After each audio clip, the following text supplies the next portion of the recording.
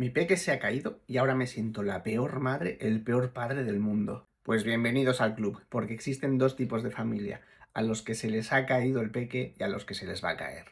Muy buenas, tribu. Hoy os quiero hablar de los golpes en la cabeza, que son los que más miedo nos suelen dar. Y es que dentro de la cabeza tenemos el cerebro, y los bebés y peques, que todavía no son muy hábiles y tienen una cabeza que les pesa mucho en proporción al resto del cuerpo, suelen darse bastante golpes ahí. Y claro, después de un golpe en la cabeza, ¿tenemos que acudir a urgencias o no hace falta? Pues depende de tres factores. Uno, la edad del peque. Un menor de 2 años conlleva más riesgo que uno mayor de 2 años. 2. El tipo de caída. No es lo mismo si se cae desde su propia altura, por ejemplo, si está sentado, a si se cae desde el sofá, desde la cama o si estaba jugando y se ha subido a un mueble y ha caído desde ahí. Tampoco es lo mismo si primero cae en las rodillas y luego el resto del cuerpo y finalmente la cabeza, o si cae directamente de cabeza en el suelo. En menores de 2 años se habla de 50 centímetros como límite a partir del cual se considera que puede ser una caída de riesgo, y en mayores de 2 años se habla de 1 metro. Pero claro, a veces no vemos desde dónde han caído, así que si sospechamos que puede haber sido un gran golpe sería una razón para acudir a urgencias.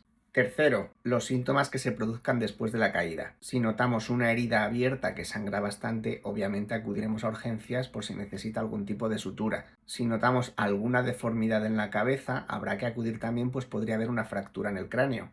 Y ahora me diréis, bueno, Armando, ¿el chichón es una deformidad?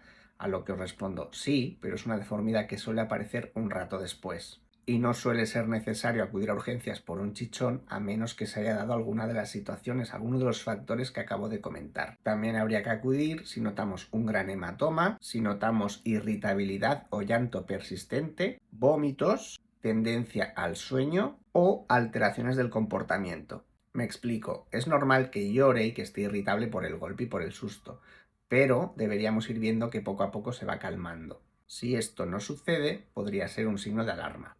Puede pasar que después de llorar un buen rato se le irrite la garganta y acabe empezando a toser, y que esa misma tos le lleve al vómito. Es normal, a menos que veamos que vomita más de una vez o que vomita sin estar llorando. También es normal que después del golpe y del llanto empiece a mamar o coja el chupete o esté en brazos de alguien que lo esté calmando y que empiece a notar sueño y se acabe durmiendo.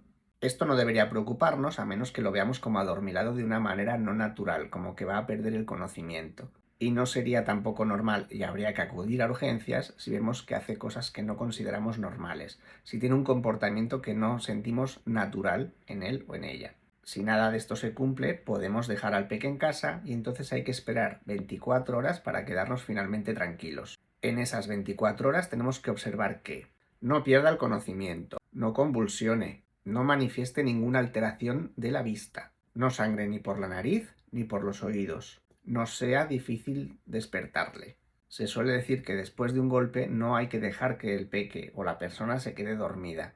Sin embargo, no hace falta hacer esto. Sobre todo en los peques es habitual que les toque siesta o que después del susto del llanto les apetezca dormir un rato. Lo único que tenemos que controlar es que se despierta con normalidad y durante la noche que cada 2 o 3 horas, si le hacemos un mínimo estímulo como una caricia o darle un besito, tiene un movimiento normal o una reacción lógica.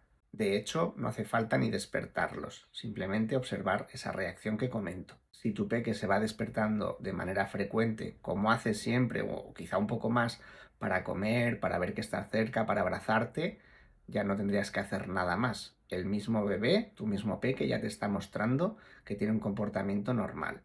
Bien, pues esto es todo. Por suerte, los peques son de goma, como suele decirse, y en la mayoría de ocasiones los golpes que se dan en la cabeza no revisten gravedad ni requieren de visita en urgencias. Ahora bien, mucho cuidado porque a veces se dan golpes que sí acaban siendo graves. Un abrazo y recuerda que en la tribu tienes mucha más información y nos puedes consultar lo que necesites sobre la salud de tu peque y sobre su educación. Nos tenéis en la app Criar con Sentido Común. Un beso.